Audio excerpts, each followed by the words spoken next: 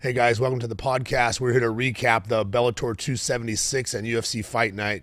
Our tail of the tape for this, our main event of the evening.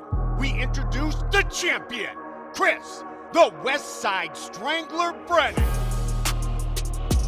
Let's get it all!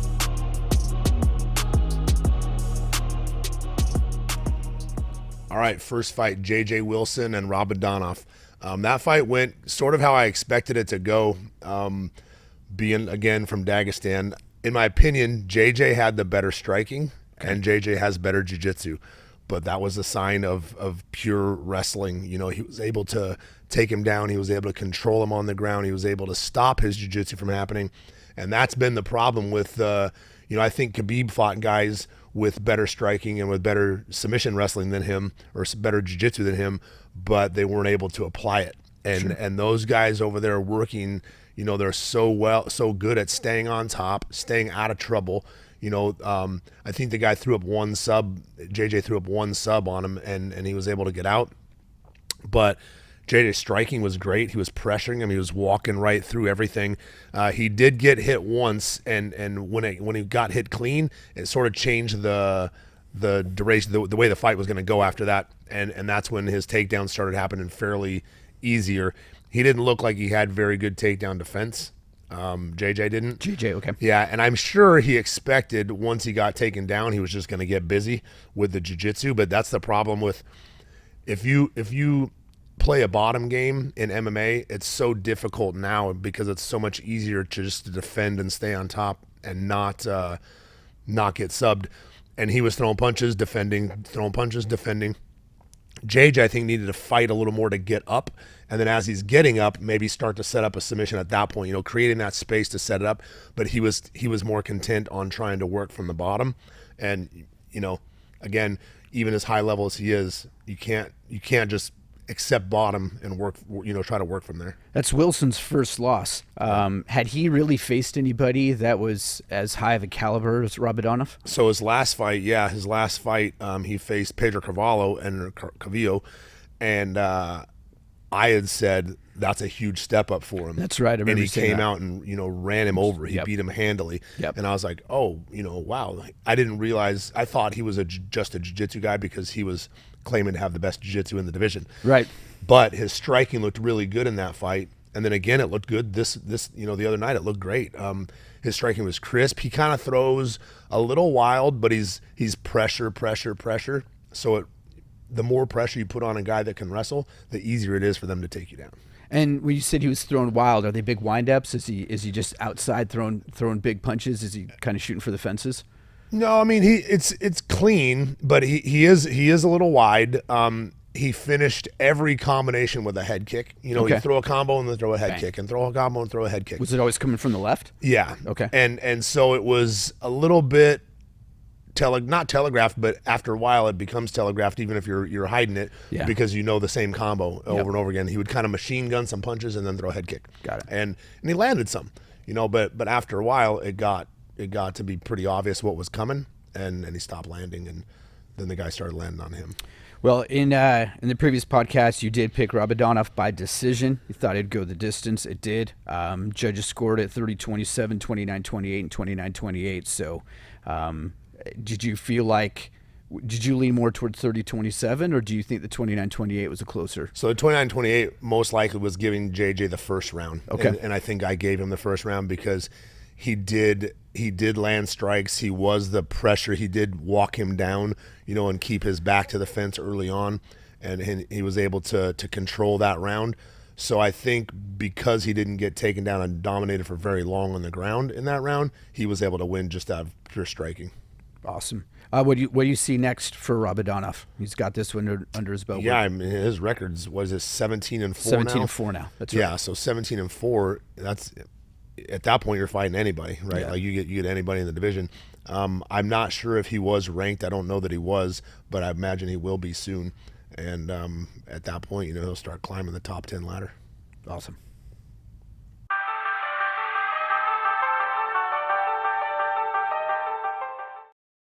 All right, next fight we have was Salter versus Eblin. Now you were kind of you hedged a little bit. Initially, you called Salter, but you did say that if it went the distance, that Eblin would win a decision, and that's exactly what happened. Yeah, so that fight went exactly of one of two ways that I thought it could go. You know, and again, this was wrestling. You know, a better wrestler. So we talked about John Salter being an NAIA national champion. Yep.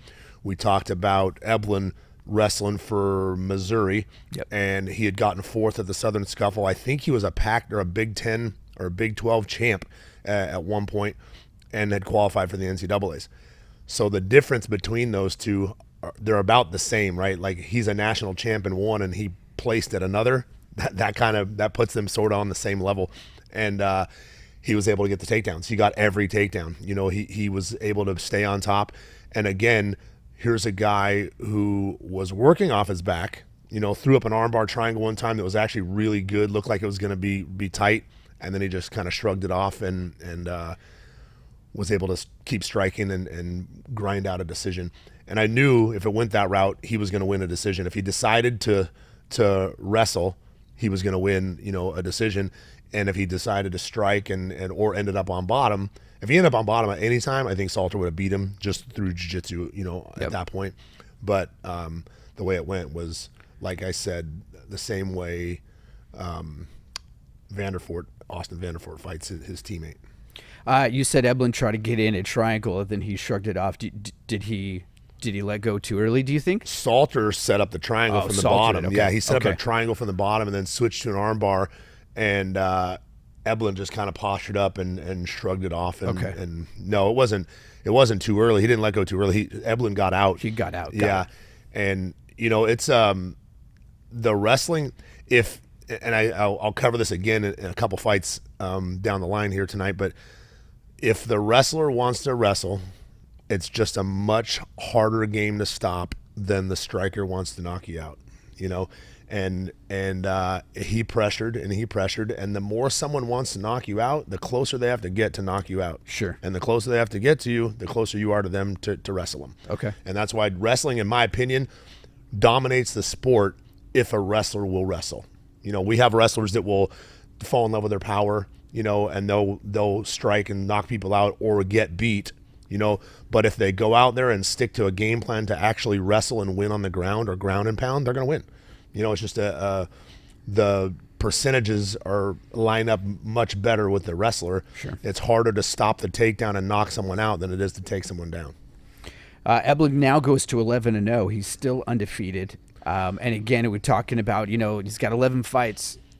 Was this his best, hardest match to this point, do you think? It was definitely his hardest match, and they did say what I said. His next fight will most likely be the winner of Mousasi and I forget who Mousasi has right now, but he's gonna fall in line just like his. You know, he even called him out afterwards, and he's just not on that level. Not even close to being on the same level as Gegard Mousasi. It sounds like Mousasi's on his own level right now. Well, not even right now. He's been that way for years. You know, he fought in Japan, he fought in the UFC, he fought in Bellator, but this guy is so well rounded, and Johnny Eblin is not.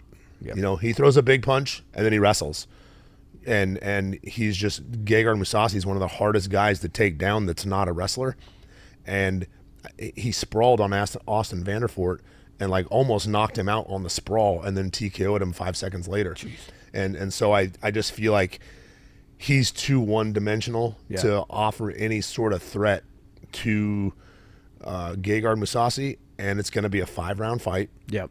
So 5 times he would have to close that distance and take him down, and it kind of contradicts what I'm saying about it's easier for the wrestler. Right. But Gegard is a guy who stays real long. He strikes well. He actually has very good submissions as well. You know, so if he does get put on his back, he's going to have to defend for 5 minutes and 5 times. You know, he's going to have to do that 5 times, and I just don't see it happening. We got this, or the judges scored this one unanimous, 30-27. Yeah. Is that how you saw it as well? Yeah. He just, it wasn't an exciting fight. You know, John Salter tried to make an exciting fight, but Eblin was able to dominate, you know, with wrestling and some ground and pound. and get the nod. But the judges got it correct for sure. Cool.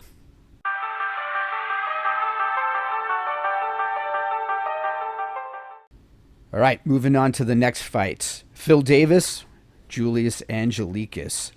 You picked Phil. You thought late 2, early 3 with a submission is what you said, but you definitely picked Phil, and I went down and wrote some notes. You said it could go the distance. You didn't think it was going to be a super exciting fight. Yeah. Did it all play out kind of that way? Yeah, you sort of went exactly how I thought. It did go the distance, and I believe that night on the last podcast, I did say it could possibly go the distance just because Phil's not a super fast starter. Yep. And he's so watching his fight, he's a little one-dimensional on the ground. He's a Kimura guy, okay, and he chased that Kimura for 3 rounds and never got it. He got it locked up a couple times. Phil, if you ever want to do a private, I would love to show you a couple tips. but he did, a couple. He maintained position anytime he was trying to get it, and the guy was scrambling a little bit. It looked like the guy. You asked me, maybe he prepared for the Kimura. Yes. Yeah. Because he had just lost in it. He definitely prepared for the Kimura. He was countering it very well. And right off the bat, Phil got there and started looking for it, and the guy buried his arm, hit it, turned, came back, like he countered it very well. But the difference in the fight, again, was Phil's a Division I national champ from Penn State. Yeah. And he couldn't stop his takedown. He stopped a couple, but once Phil's hands got together on a body lock, he was falling toward his own back just to whip him over and get that takedown. And his takedowns were actually really nice. He'd land in side control on all of them, and then he would go to work. But, yeah, the guy, he didn't have a lot to offer. Phil even looked good on the feet. The guy, how do you pronounce his last name? Angelikas? Yeah. Angelikas. He looked good. He threw straight punches. He was fast, but Phil Davis he would set up, that guy had one plan, try and knock him out. I'm going to stay on the feet, try and knock him out. Phil was able to strike with him evenly or better and then set up takedowns and then continue the fight from there to look for subs and whatnot. And so again, that guy had sort of one-dimensional. He's a good striker and throwing straight punches, but trying to do so, he's got to stop the takedown. Yeah. And he couldn't stop the takedown. Couldn't stop it.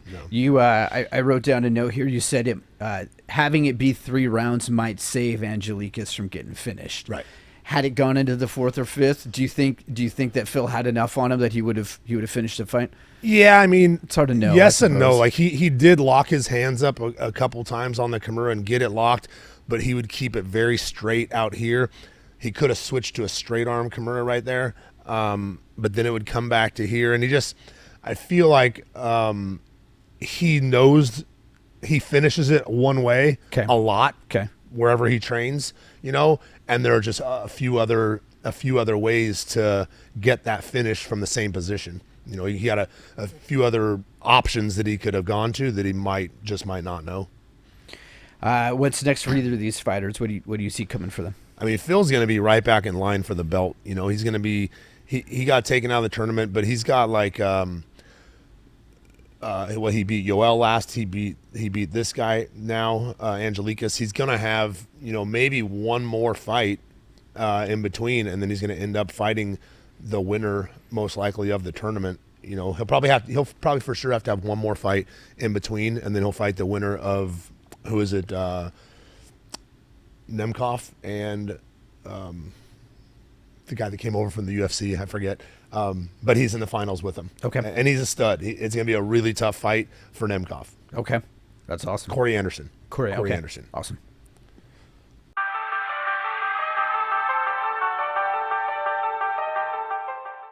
Then our final one out of the Bellator fights was Adam Borix and Mads Burnell, 145. I was still talking about that fight last night with Todd. That was a great fight. So I thought Mads Burnell would be able to submit him on the ground. The difference was he didn't really try to take it to the ground. He stood with him the whole time. He shot a couple times, but kind of kind of mediocre shots. Wasn't Half-hearted. like I said, he came from Denmark, not a huge, well-known country for wrestling. Sure. So I told you that Adam Borix, fortunately for him, he was not a wrestler. Mads wasn't a wrestler, so he wasn't gonna have to defend the real high level wrestling takedowns. And so what happened was he shot once or twice. Mads shot on Adam Borix once or twice, and they were defended, and then it went right into 5 rounds of epic striking. It was an epic fight. I mean, they threw down. Adam Borix threw very straight punches, threw great jump knees, some good leg kicks. Mads Burnell, who I thought was a jiu-jitsu guy, looked really good on the feet. He just walked with his hands up, walked right through the volume of Adam Borix, and was ripping a left hook to the body, left hook to the head, and he was landing him very clean, and he had to land at least 20 clean hook, and not like here. He was getting the hip twist on both of them. He was getting the torque on the hook to the body, to the liver, and to the head. So it was very fun to watch because he would walk right through the volume, eat a couple, and then just rip it. And I'm sure he was expecting it to pay off, over the 5 rounds. Sure. And to me, I was second round, I was like, oh, that third round, this is going to be it. Third round, and then fourth round, then a fifth round. Adam Borix was in great condition. He even said after the fight, "Look at me, I'm not even breathing." Yeah. And his core had to have been worked very well. And then at the same time, Mads Burnell must have never caught him breathing. He must have always caught him when he was tight, because had any of them got through like good to the liver, Right. that would have been a big game changer. I think only one time did I see him cover after the punch landed. You talked about Mads Burnell coming in kind of straight and walking him down. Did he have head movement? Was he trying to get off center, or was he just coming in and just eating it and then retaliating? So he had a little bit of head movement, but even like Josh Thompson and them were talking, saying he was kind of just slipping a couple inches off to the sides. Yeah. So he was eating early on. He was they're flying right past him. Okay. And then he started walking a little more straight and eating a little more leather as he was blocking. He was prepared. He kept blocking right here on the jump knees. He knew those were coming, and Borix threw way more of those than I thought he would. The jump knees? Yeah, he's had 3 finishes in Bellator, and all have been by flying knee or jump knee. That's a complicated. I mean, that that's hard to land. He's great at them, and he doesn't have to do a lot of setup. He can be right in here and just jump and land it, and, and he's clean at it. He's got good explosion. Yeah. He doesn't have to wind up and get in on it. Yeah, so he'll wait till this guy's overextending on a punch and throw it right then. But he was real quick at getting back and blocking, and they were hitting the forearms, which also take the toll on you.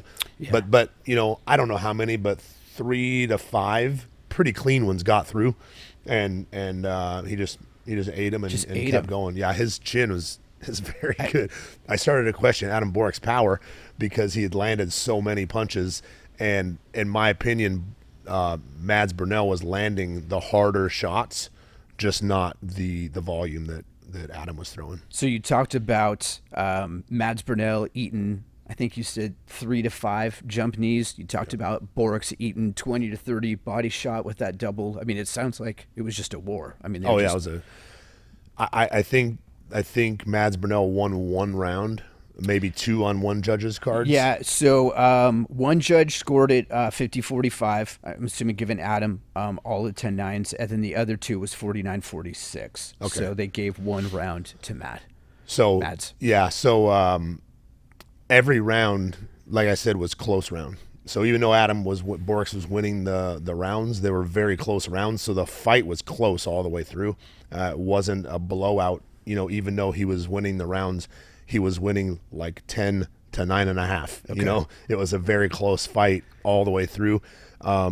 Exciting the whole time, never slowed down. It was 25 minutes of fast pace, and that's what you get with a 45er, a 35er, 25er. Those guys just go and go and go. And there's also, not to take anything away from those guys, but there's usually not that massive one-punch knockout power, so that's why you see a lot of the speed, a lot of the volume, and whatnot. They can knock each other out, obviously, but there's not a lot of Yoel Romero's running around the 145 division. Yep. I heard after the fight that Adam Borks might have broken his foot. Did you see when that might have happened? I mean, it could have happened a million times. Okay. They kicked each other, repeatedly. And what was professional about him is remember I said he was undefeated in like boxing, undefeated in kickboxing, Yes. undefeated in MMA, Yep. up until he lost to Darren Caldwell. You would have never known. And the second the bell rang, he couldn't walk. The second the bell rang, he was limping off, and then they literally carried him out of the cage, holding a leg up. Oh my gosh. But he was fighting for 25 minutes or at least 5 minutes. I don't know Sure. what round it happened, but he Sure. was fighting with a broken foot that when the bell rang and he couldn't knew put he it- didn't have to hide it anymore, he couldn't put any pressure on it. He couldn't walk at all. But before that, he was bouncing on it. How do you get to a spot as a person to be able to block that kind of pain? That's a mental thing. Yeah, it's a mental thing. You just for want sure. it more. I mean, there's no way you can train or prepare for anything like that, right? I mean, that's Right. just No, that's wanting for it. sure. That's a mental, that guy's mentally tough. He's from Hungary. He's Yeah. probably not from a soft part of the world. Sure. And he's mentally tough. Some guys, you would know right away. They'd sit down, they'd fall down, they couldn't stand, whatever. But he was able to play it off to a point. Again, he was bouncing on it while he never stopped throwing kicks or knees. And then the second the fight was over, it's like, okay, I don't have to hide it. Yeah, and I'm dying. The pain came out. now that Adam Borks has this, you think it sets him up for AJ McKee now? It sets him up for the winner of AJ and Pitbull. Ah, okay. and how do you see? I know we'll get there, but just 10 seconds. How do you see that going? Yeah, man. It's gonna be hopefully it's a much better fight than the first one. Okay. I like AJ's chances. He's very well rounded. He's much longer. Pitbull's real short, and short for the division. He definitely has the power. He's one of the guys that does have that knockout power. He fights at 55 and 45, and was a champion in both divisions. And so holding him at the same time, so I think he possesses the power. I think he's going to fight AJ a little more cautious this time, and I think AJ might fight a little less cautious, a little more wide open. So that might set up, a little bit of a better fight, but we'll see. It's hard to call. I would like to see AJ win again, only for history, for what's coming later. Yeah. But right now, Pitbull would be cool to see him get his belt back as well. So I don't know. We'll see. We'll see how it goes.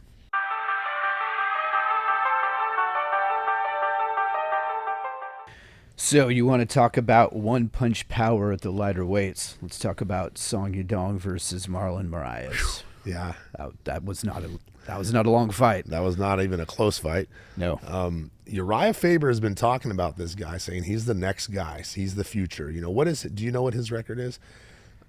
He talks about him like he's the next thing, and he does have losses, like 5 or 6 losses, right? He's now 19-6 after this win. And I'm not sure when all of those happened, or when he got to Alpha Male to train with Uriah Faber, but he has improved dramatically, and he's so clean striking and moves so well. Funny character, he's got a personality, and I think he's going to go a long way in the sport. But boy, does he hit hard. He came out real confident. Seemed like he was really loose coming out. I mean, he jumped in the ring, and he would put pressure on him quickly. He was throwing punches right out of the gates. It earned him fight of the night, or performance of the night. Like it was just, it was awesome. And out of the 6 fights that we covered, it's the only one that didn't go the distance. That was the only one that was stopped. And as you said, 206 into the first. I mean, it went quick. Yeah, and this is a thing. I'll cover this on the next fight also that we talk about, but it's one of the most dangerous things you have to do when you fight a guy that has good striking is put pressure on him. So you have to walk into their power and walk them down, to put them on their heels. Yep. And you're like, well, he's trying to knock me out. It'd be easier if I got away from him, right? But you have to walk him down. You have to pressure him and keep walking into their power and put them on their back foot, which is going to make it more difficult for them to get off their good strikes. Okay. But talking about that and saying, okay, go out there and do that, that's a tough task. And Marlon Moraes is a great striker. He has very good striking. And he just walked right into the kitchen sink and beat him up, like it was nothing. And so it was very cool to watch. He's a talented fighter. I'm excited about that guy. Marias has lost 5 of 6. He's been knocked out, I think, all 5 times. There's a lot of people wondering if maybe that's the end of the road for him, at least at this stage in his career. Yeah, I don't. It's hard to say. I don't know. It's most likely definitely the end of the road for the UFC. I imagine he gets cut. It's not all the time that the UFC cuts their big name guys. There's a guy that fought for the belt. Sure. I think more than once. He's fought Jose Aldo, Henry Cejudo, like he's fought the names and done well. So if he gets cut, I don't know that he's done fighting. Okay. But I don't know where someone goes that's been fighting at that level for that long. So I'm not sure if he's done. I would imagine the UFC is either there's just no easy fights, right? There's no easy fights anymore once you get to that level, unless you're fighting like a new guy coming in and catch him before he's, starstruck, or catch him while he's starstruck. Right. But it's just a tough spot to be in for him. And so, unfortunately, I do see him. I saw him taking his gloves off and everything in the ring or in the cage. So I thought he was going to do it himself, retire right there himself. And maybe that's what it was. I don't think they interviewed him. So, but he might be done before getting cut. Yeah, go out on your own terms, Right. so to speak, even though it really As soon as wasn't. Dana calls, say, hey, let me tell you something before you tell me something. Yeah, I'm out. I'm out. I'm not going to do this. Obviously, the short fight, not a lot to call. I did look at the strike count, and it was 14-9 in favor of Yadong. But I mean, I don't know that it meant much, just because of how short it was. So. Yeah, I mean the 9. I would have to watch the 9 that landed because the 14 that landed were good shots. Absolutely. Yeah.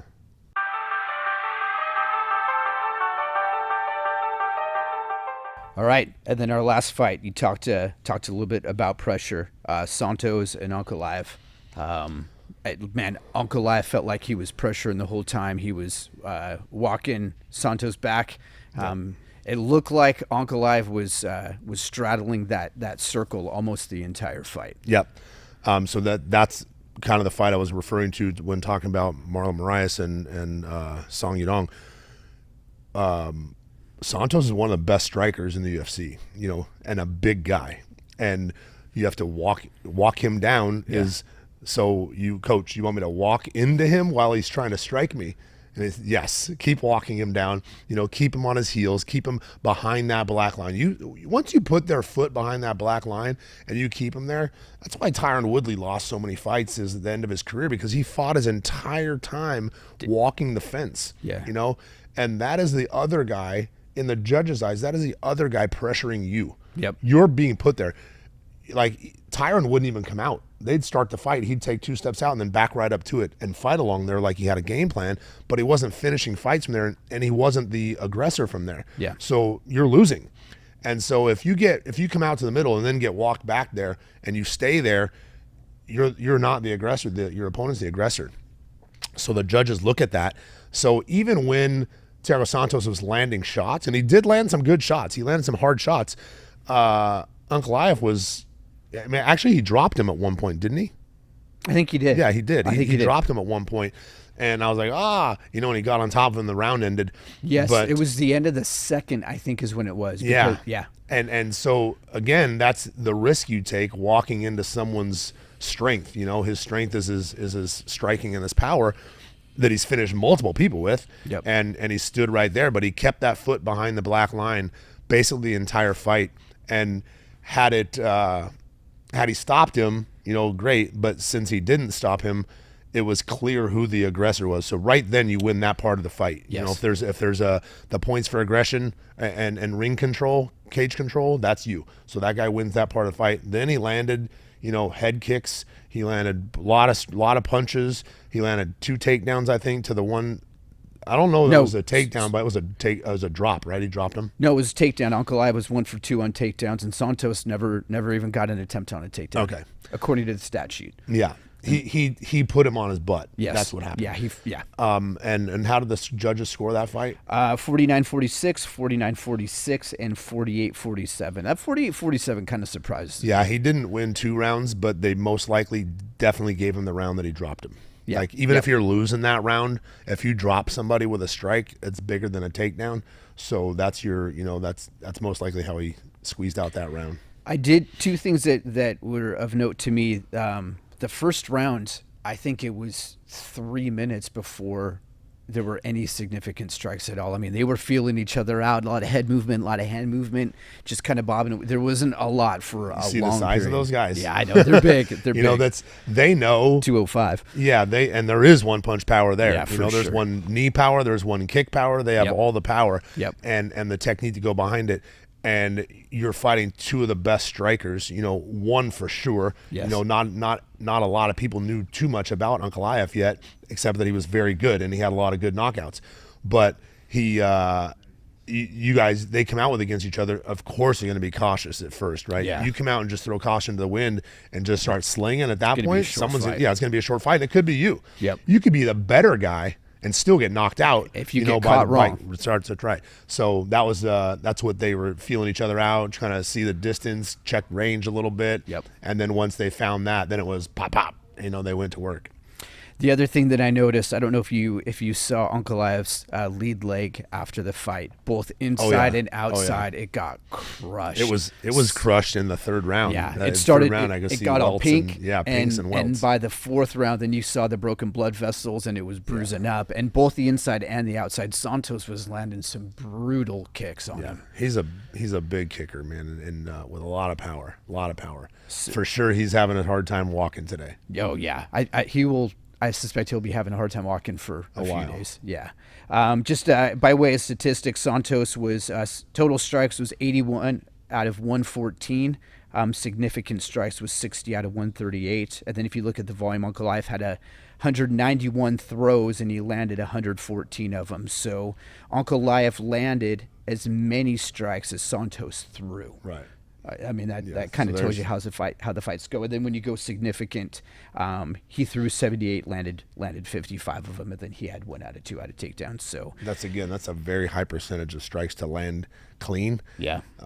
So yeah, that was the tell of the fight. Basically, it's how it went.